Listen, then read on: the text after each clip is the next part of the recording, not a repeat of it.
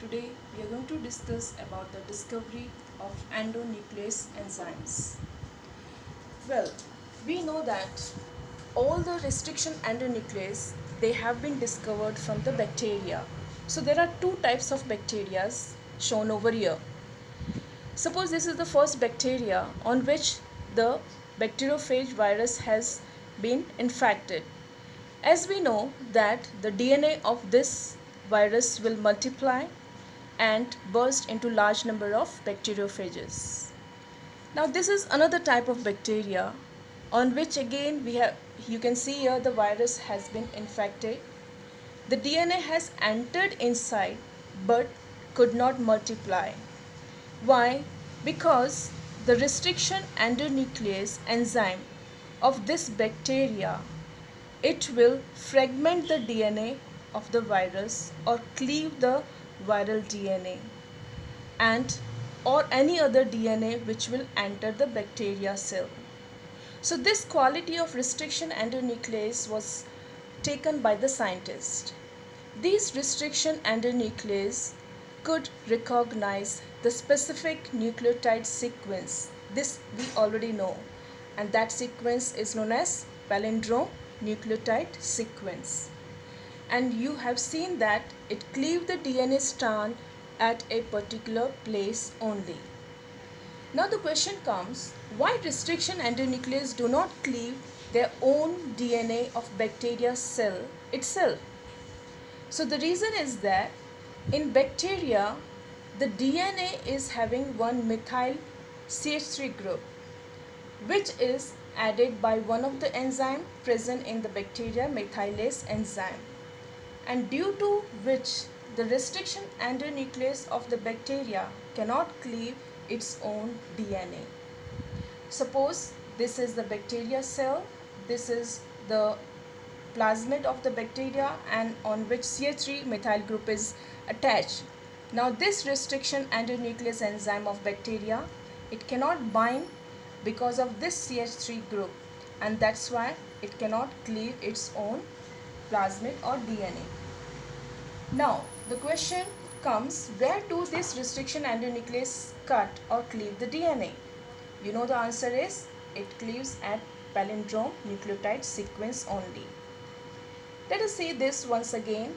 This is the structure of DNA. Suppose you know it is having two anti-parallel polarities of the DNA strand. Suppose this is the first strand. Its nucleotides are GAATTC from left to right. Then on the another strand it will be from right to left, the opposite GAATT and C. So now these hydrogen bonds, when they are broken down, both the arms are separated and these arms are now called as sticky ends. Now the question comes, why they are called sticky ends? Answer is because they form H bond with the complementary nucleotides very easily by another enzyme called DNA ligase. So that's why they are sticky ends. Now the easiest question, what is the function of restriction endonuclease? Answer is, in genetic engineering, restriction endonuclease are used to form recombinant molecule of DNA. Remember, suppose this is the plasmid and we have added one of the gene, like suppose growth hormone or DNA, then this particular whole structure is called recombinant molecule of DNA. Now as we know, restriction endonuclease has been taken out from various microorganisms, so they should be given some name. So let us see how their names are given. We have taken one example of one of the plasmid. It is known as EcoR1. This is the name of restriction endonuclease. What does it stands? The first letter E stands for genus of the organism they are isolated from. What is the second CO? The two letters, it symbolizes species of the organism from which they have taken. R stands for the name of the strain of the E. coli bacteria, positive or negative strain. And Roman number 1, it gives the number first, second, third, which number enzyme is. You know plasmids, vectors. Vectors also or plasmids also are given the same way the naming. Let us take one example. This is the name of a plasmid. This is PSC 101. P stands for plasmid. S, the first capital letter, stands for the Stanley. It is the name of the scientist or any researcher. C also stands for the scientist's name. And 101 is the number or numerical designation of the plasmid. Now let us move to the next topic. How are these DNA separated or isolated? Well, you know DNA strand is very long and restriction endonuclease enzyme will break them at different sites. So we will get DNA of different lengths. Some will be longer, some will be shorter. So how to take the shortest DNA from this? So one DNA have many recognition site, you know. They have many palindromic sequences. So definitely unequal DNA fragments will be cleaved. How to separate them? We are going to separate by gel electrophoresis. This is an important question asked in the exam to explain. Suppose this is a electrical field. Here there are cavities and in this particular dish or tray the gel or matrix is taken, which is agarose, which is taken from the seaweeds. It has been synthesized from seaweeds.